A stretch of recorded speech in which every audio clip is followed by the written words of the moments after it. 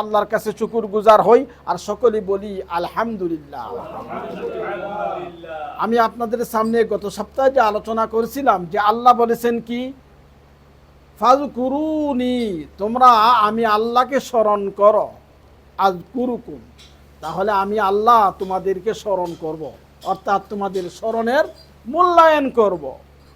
আর তোমরা আমার যে কি শুকরিয়া আদায় করো, তাহলে আমি সেই শুকরিয়ার মূল্যায়ন করব। অন্য জায়গায় আল্লাহ বলেন ওয়ালা যিকরুল্লাহি আকবার, আল্লাহ যেমন বড় আল্লাহর জিকিরও হইল তেমন বড়। অন্য জায়গায় আল্লাহ বলেন ওয়ালা তাকুনু কাল্লাযীনা নাসুল্লাহ ফাআনসাহুম আনফুসাহুম উলাইকা হুমুল ফাসিকুন। আল্লাহ বলেন তোমরা তাদের মতো হইয়া যাইও না যারা আল্লাহর জিকিরকে ভুলে গেছে। আর এই আল্লাহর জিকিরকে ভুলার কারণে আমি তাদেরকে শাস্তি দুনিয়াতে এটাই দিছি যে এরা তাদের নিজের কল্যাণময় জিনিসগুলা ভুলে গেছে। কি করলে পরে পরকালে তার উপকার হবে এটা আমি আল্লাহ তারে ভুলাই দিছি। তাহলে যে বেচারা নামাজ পড়ে না, রোজা রাখে না, হজ করে না, আসলে আল্লাহ তারে ভুলাইয়া রাখছে। কেন ভুলাইয়া রাখছে? সে যেহেতু আল্লাহর জিকিরকে ভুলে গেছে। এরপরে আল্লাহ বলেন উলাইকা হুমুল ফাসিকুন, এরাই হলো ফাসিক। আকিমিস সালাহ লিযিকরি, নামাজ পড়ো, রোজা রাখো, হজ করো, যাকাত দাও, সব কিছুর কারণ হইল আল্লাহর জিকির। আল্লাহকে স্মরণ করা, আল্লাহকে স্মরণ করা, এটাই হলো মূল। ইয়াউমা ইদিন তুহাদ্দিসু আখবারাহা, আল্লাহ রাব্বুল আলামিনের জিকির যেখানে বসে, যেই জায়গায় গিয়া, গাড়িতে হোক, ঘরে হোক, রুমে হোক, দাঁড়াইয়া হোক, বৈশা হোক, যেখানেই আমি জিকির করেছি, কিয়ামতের দিন ওই জায়গাটা আমার পক্ষে সাক্ষী দিবে আর বলবে হে আল্লাহ, এই বান্দায় তো তোমার জিকির করছে, আর ওই জিকিরকারী ব্যক্তিকে কি তুমি জাহান্নামে দিবা?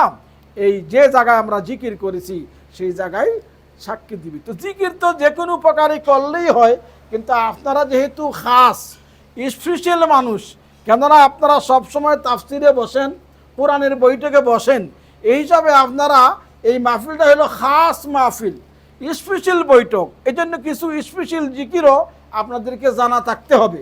যারা সাধারণ পাবলিক যে কোনো সময় সুবহানাল্লাহ, আলহামদুলিল্লাহ, আল্লাহু আকবার, আস্তাগফিরুল্লাহ, এগুলোই জিকির, এগুলোই জিকির। আস্তাগফিরুল্লাহ, আস্তাগফিরুল্লাহ, সুবহানাল্লাহ, আলহামদুলিল্লাহ, এগুলোই জিকির। হ্যাঁ, তবে কিছু খাস জিকিরের কথাও নবী করিম সাল্লাল্লাহু আলাইহি ওয়াসাল্লাম থেকে বর্ণিত হয়েছে, যেগুলি আপনাদের সামনে আমি অত্যন্ত সংক্ষিপ্তভাবে দুই তিনটার কথা বয়ান করব। ওয়ান আবি হুরায়রা রাদিয়াল্লাহু আনহু قال قال رسول الله صلى الله عليه وسلم من قال سبحان الله وبحمده 100 مرة حطت عنه خطاياه وإن كانت مثل زبد البحر।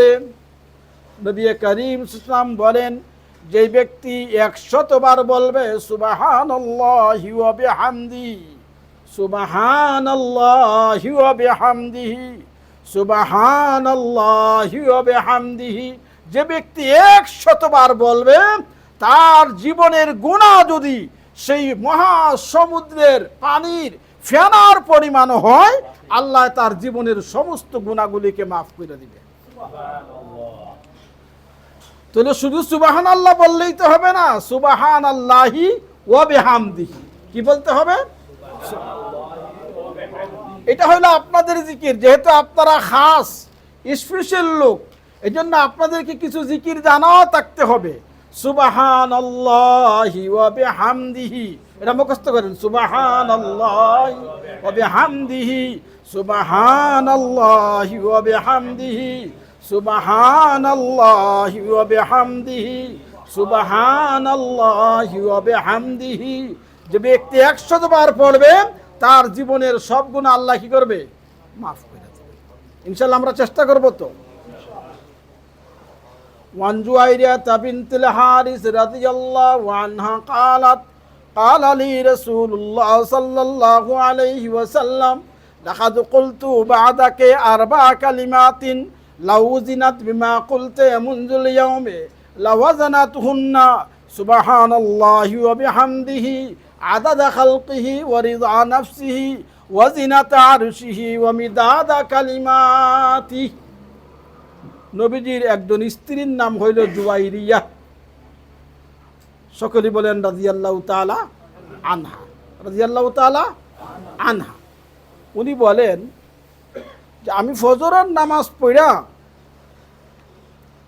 এই মুসল্লাতেই বৈশা তাসবিহ পড়তেছি, আল্লাহর রসুল আমার কাছ দিয়া কোথায় জানি চলে গেছেন। সূর্য উঠার পরে নবীজি আসলেন, আয়সা দেখলেন আমি আগের মতোই বৈশা বৈশা জিকির আজকার করতেছি। তখন নবীজি আমাকে বললেন, জুয়াইরিয়া বলতেছেন, নবীজি আমাকে বললেন, জুয়াইরিয়া তুমি এই যে দীর্ঘ সময় আল্লাহর জিকির আজকার করেছো, এর চেয়ে দামি একটা জিকিরের খবর আমি তোমাকে দিতে পারি? বলি ইয়া রাসূলুল্লাহ, তাহলে তো আরো ভালো। বলে তুমি এই যে জিকির আজকার করেছো লম্বা টাইমে, যেই নেকি হয়েছে এর চেয়ে অনেক বেশি নেকি হবে। ওজনের পাল্লায় যদি দেওয়া হয় তাহলে তুমি যা পড়ছো এ দীর্ঘ সময় নিয়া, এটা যদি এক পাল্লায় তোলা হয় আর আমি যেইটা সংক্ষিপ্ত 1 মিনিটে পড়া যায় ওইটারে যদি একবার পড়ো তাহলে এই একবারের ফললে যেই সোয়াব ওইটার ওজন তোমার হেটার চেয়ে আরো বাড়ি হইয়া যাবে। তখন বললেন তে রাসূলুল্লাহ বলেন তাহলে কি, আমি শিখা নেই। তখন নবী করিম ইসলাম বললেন, কি বললেন? ওয়ান জুয়াইরিয়াতা বিনতুল হারিস রাদিয়াল্লাহু আনহা قالت قال رسول الله صلى الله عليه وسلم لقد قلت بعدك 4 كلمات لو زنت بما قلت منذ اليوم لوزنتهن سبحان الله وبحمده عدد خلقه ورضا نفسه وزنة عرشه ومداد كلماته। এটা একটু লম্বা হয়ে গেল, এটা মুখস্থ করা নেই, এভাবে তো যাইব না, আর একটু শুদ্ধ করতে হইব, মানে চেষ্টা করতে হইব, আপনার একটু জপতে হইবে। সুবহানাল্লাহি ওয়া বিহামদিহি আদাদা খালকিহি ওয়া রিজা নাফসিহি ওয়া জিনাতা আরশিহি ওয়া মিদাদা কালিমাতিহি।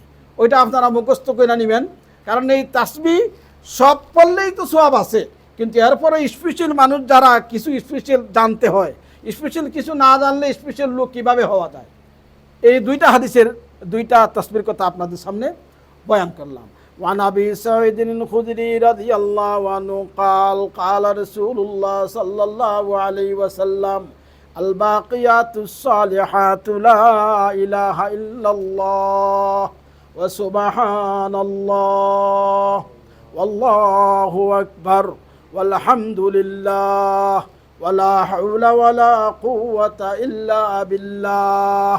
হযরত আবু সাঈদ আল খুদরি রাদিয়াল্লাহু তাআলা আনহু বয়ান করেন যে সর্বদা সব সময় যেই নেকিগুলা, যেই দুয়ার নেকিগুলা আমাদের এই লিস্টের মধ্যে জমা থাকবে, আল্লাহর কাছে জমা থাকবে, এই গুরুত্বপূর্ণ একটা দোয়া যার বিশেষভাবে যে সওয়াবগুলা লেখা থাকবে, এই দোয়াটা হইল এটা, এটা বাকিয়াতুস সালিহাত। এটা কি? লা ইলাহা ইল্লাল্লাহ, বলেন লা ইলাহা ইল্লাল্লাহ আলহামদুলিল্লাহ আল্লাহু আকবার আল্লাহু আকবার সুবহানাল্লাহ লা হাওলা ওয়ালা কুওয়াতা লা ইলাহা ইল্লাল্লাহ সুবহানাল্লাহ আল্লাহু আকবার আলহামদুলিল্লাহ লা হাওলা ওয়ালা কুওয়াতা ইল্লা বিল্লাহ। এই তিনটার কথা বললাম। আরেকটা হলো ওয়ান সামারাত ইবনে জুনদুব রাদিয়াল্লাহু আনহু قال قال رسول الله صلى الله عليه وسلم أحب الكلام إلى الله 4 لا يضرك بأيهن بدأت سبحان الله والحمد لله ولا إله إلا الله الله أكبر। নবীজির সাহাবী হযরত সামুরা রাদিয়াল্লাহু তাআলা বলেন, আহাব্বুল কালাম, আল্লাহর কাছে সবচেয়ে প্রিয় বাক্য হলো 4টা। আল্লাহর কাছে সবচেয়ে প্রিয় বাক্য হলো কয়টা? 4টা। এবং উনি বলেন যে কোনো একটা থেকে শুরু করলেই চলে। আল্লাহর কাছে সবচেয়ে প্রিয় বাক্য হইলে 4টা। বিআইয়িহিন্না বাদাতা, যে কোনো একটা থেকে শুরু করলেই চলে। সুবহানাল্লাহ, বলেন সুবহানাল্লাহ, সুবহানাল্লাহ, আলহামদুলিল্লাহ, ওয়ালা ইলাহা ইল্লাল্লাহ, সুবহানাল্লাহ, আলহামদুলিল্লাহ, ওয়ালা ইলাহা ইল্লাল্লাহ, ওয়ালা হাওলা ওয়ালা কুওয়াতা ইল্লা বিল্লাহ। عن سمرة بن جندب رضي الله عنه قال قال رسول الله صلى الله عليه وسلم أحب الكلام إلى الله أربع لا يضرك بأيهن بدأت سبحان الله والحمد لله ولا إله إلا الله والله أكبر سبحان الله والحمد لله ولا إله إلا الله والله أكبر.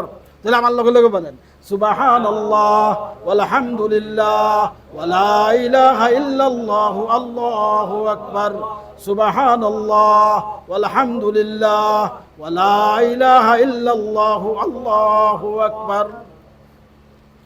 আরেকটা বইলেই আজকের জন্য শেষ করব। দোয়া দুরুদ বিভিন্ন জায়গায় বিভিন্ন দোয়া পড়তে হয়, যে কোনো দোয়া পড়লেই চলে, কিন্তু এরপরেও ঘুমাইবার আলাদা একটা দোয়া আছে, হাম্মামে যাইবার আলাদা দোয়া আছে। এখন ঘুমাইবার দোয়া যদি হাম্মামে যাওয়ার সময় পড়েন তাহলে তো হইল না। দুটোটাই তো দোয়া, দুটোটাই আল্লাহর নাম, কিন্তু এরপরে একটু বেশকম আছে এই বিধায় মোটামুটি শিক্ষা কইরা নিতে হয়, শিক্ষা নিতে হয়। এই জন্য عن أبي موسى الأشعري رضي الله عنه قال قال رسول الله صلى الله عليه وسلم يا عبد الله بن قيس ألا أدلك على كنز من كنوز الجنة لا حول ولا قوة إلا بالله. আবু মুসা আল আশআরী রাদিয়াল্লাহু তাআলা আনহু থেকে বর্ণিত, নবী করিম সাল্লাল্লাহু আলাইহি ওয়াসাল্লাম আব্দুল্লাহ ইবনে কায়েস এক সাহাবী, ওই সাহাবীকে বলতেছেন তোমারে কি আমি বললা দিমুনি বেহেশতের ধনভাণ্ডারের থেকে একটা ধনভাণ্ডারের কথা, বেহেশতের একটা ধনভাণ্ডারের খবর কি তোমাকে আমি দিমু? তখন সাহাবী অবশ্যই বললেন যে হ্যাঁ দেন। তো নবীজি বললেন কি লা হাওলা ওয়ালা কুওয়াতা ইল্লা বিল্লাহ। সাহাবীকে নবী জিজ্ঞেস করলেন তোমাকে কি আমি বেহেশতের ধনভাণ্ডারের খবর দিমু? বলে হ্যাঁ ইয়া রাসূলুল্লাহ দেন। তখন উনি কি বললেন নবীজি লা হাওলা ওয়ালা কুওয়াতা ইল্লা বিল্লাহ। তাহলে এটা মুখস্থ, এটা ছোট আছে, লা হাওলা ওয়ালা কুওয়াতা ইল্লা বিল্লাহ, লা হাওলা ওয়ালা কুওয়াতা ইল্লা বিল্লাহ, লা হাওলা ওয়ালা কুওয়াতা ইল্লা বিল্লাহ, লা হাওলা ওয়ালা কুওয়াতা ইল্লা বিল্লাহ। এই আলোচনাগুলি আপনাদের সামনে বলতেছিলাম যে আমরা জিকির আজকার করার দরকার। সব সময় আল্লাহর জিকির আমার কাছে যদি থাকে তাহলে শয়তান আমার কাছে আর জায়গা পাবে না। কারণ যেই ঘর খালি, যেই বাড়ি মনে করেন খালি, বাড়িতে কোনো বসতি নাই, 10-12 বছর ধরে এই বাড়িতে কেউ থাকে না, মনে করেন এই বাড়িতে যদি এখন ঢুকেন তাহলে বাড়িতে কি পাওয়া যাবে? সাপ আর বিচ্ছু। কেন বহুদিন ধরে এখানে কেউ বসবাস করে না। তাহলে আপনার অন্তরে যদি আল্লাহরে বসবাস করাইতে না পারেন তাহলে অন্তরের ভিতরে জমা নিবে সাপ আর বিচ্ছু, অর্থাৎ শয়তান জমা নিবে, ওখানের মধ্যে জমা নিবে শয়তান। কারণ এখানে জমা করছেন না আপনি, কারণ বাড়ি খালি ফেলাইয়া রাখলে আপনার লস, ওইখানে সাপ বিচ্ছু থাকবে। আপনার অন্তরটাও একটা বাড়ি, ওটা যদি খালি ফেলাইয়া রাখেন মনে করেন না খালি থাকবে। আপনি ঘর তালা মাইরা আইছেন, গেট তালা মাইরা আইছেন, মনে করছেন আমার বাড়ির কেউ নাই, আমার ঘর তালা মারা, বিল্ডিং তালা মারা, ওয়াল তালা মারা, কেউ নাই। না না আছে, ঘর খালি না, গিয়া দেখেন পিপিলিকা, কালো পিঁপড়া, লাল পিঁপড়া, সাপ বিচ্ছু, না পারে বললা এসব বাসা বানাইব, পশু পাখি এগুলা বাসা বানাইব, এরকম হয় না? এর অর্থ হইল খালি থাকে না, একটা থাকবেই। তাহলে আপনি যদি আপনার এই অন্তরে আপনার এই যে অন্তর যে বাড়ি, এই অন্তর নামক বাড়িরে যদি খালি রাখেন, আল্লাহর নাম যদি না জপেন, তাহলে এটা খালি থাকবে না, শয়তানে আইসা ঘর বানাইয়া নিবে। এই জন্য আমাদের অন্তরের মধ্যে আল্লাহকে জায়গা দিতে হবে, আল্লাহর ঘর বানাইতে হবে। এর অর্থ হলো সব সময় আমরা আল্লাহর জিকিরে মগ্ন থাকবো, আল্লাহর ধ্যানে মগ্ন থাকবো। একে চশমে জাদন গাফিল আজা শাহে নবাসী শায়দ কে উনি গাহে কুনত আগাহ নবাসী। আল্লাহর ওলি বলেন, তুমি তো জানো না কোন সময় আল্লাহ তোমার দিকে রহমতের নজর দিবে, তোমার তো সেটা জানা নাই। তুমি আল্লাহর জিকির করতে থাকো, আল্লাহকে তোমার অন্তর দিয়ে স্মরণ করতে থাকো, আল্লাহকে তোমার অন্তরে বসাই দাও, দেখবা কোনো এক সময় তোমার দিকে আল্লাহর রহমতের করুণা হবে, তোমার দিকে আল্লাহর রহমতের নজর হবে, তুমি আল্লাহর কাছে মাফ চাইবা, এর এই সুযোগে আল্লাহ তোমার জীবনের সব গুনাহ মাফ করে দিবে। এই জন্য আমরা সবসময় আল্লাহকে স্মরণ করি, আল্লাহকে আমরা সবসময় স্মরণ রাখি মনের ভিতরে। এই যে আমরা আলোচনা শুনলাম, এগুলো শুধুমাত্র বইলা দেওয়া হইল, পৌঁছাইয়া দেওয়া হইল, কারণ কোরআনের ভাষা হইল, তোমরা যারা জানো তোমরা দাওয়াত পৌঁছাই দাও, অন্যর কাছে দাওয়াত পৌঁছাই দাও। তাহলে আমি তো যেদূর জানি আপনাদের কাছে মোটামুটি পৌঁছাই দিছি, এখন আপনারা জানিয়ে ফেলাইছেন, আপনারাও আরেকজনের কাছে পৌঁছাই দিবেন। সুযোগ পাইলেই তারে বলবেন, বলে ভাই সব সময় তোমার এই অন্তরটার মধ্যে আল্লাহর জিকির রাখো, আল্লাহকে জাগা দিও, যদি না দাও সাপ বিচ্ছু আইসাই তোমার অন্তরের ভিতরে বাড়িঘর বানাইয়া নিবে, পরে হাজারো চেষ্টা করলেও সাপ বিচ্ছু আর খেদাইতে পারবা না, কারণ গর্তর মধ্যে গাতা কইরা কোন দিকে কোন পিপিলিকা ঢুকছে আর কোন দিকে কোন সাপ ঢুকছে, কোন বল্লা বাসা বানাইছে, এখানে তারা চিন্তা ফেলাইছে, আগুন লাগায় খেদাই দিল, আবার আইসা কি করবে, বাড়ি বানাইবে, শয়তান দিয়ে আর খেদানো যাবে না। এই জন্য আমরা সবসময় আল্লাহর জিকির করি। আল্লাহ তাআলা আমাদের সকলকে তৌফিক দান করুন। ওয়া আখিরু দাওয়ানা আনিল হামদুলিল্লাহি রাব্বিল আলামিন। আজকে আমরা আর মুনাজাতে যাব না, যেহেতু আমাদের একটা কাজ আছে, আমাদের সভাপতি সাহেব আছেন, উনি কিছু কথা বলবেন।